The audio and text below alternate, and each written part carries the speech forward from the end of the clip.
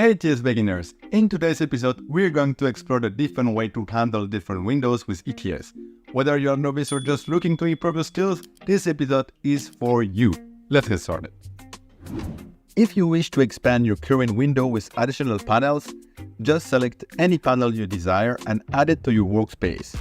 If you're in need of a different views, say a vertical one, navigate to the panel section and choose Split Panels Vertically.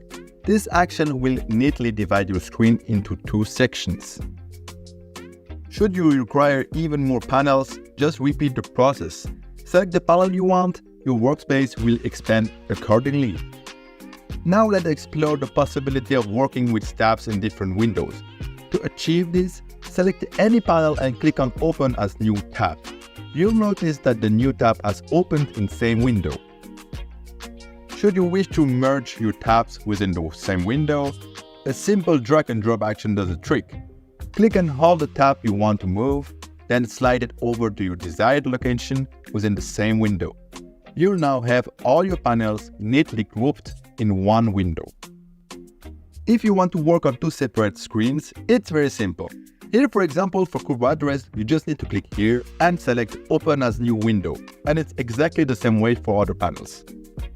When it comes to arranging your panels, you have full control. By clicking Move Up or Move Down within the panel section, you can easily reposition your panels to suit your workflow. For example, clicking Move Up will elevate your group address, while the beginning panel will shift downward. Finally, let's talk about the handy shortcut for swiftly closing. A quick click of the central mouse button will do the job efficiently. We hope this episode has provided you with valuable insight into enhancing your ETS6 experience.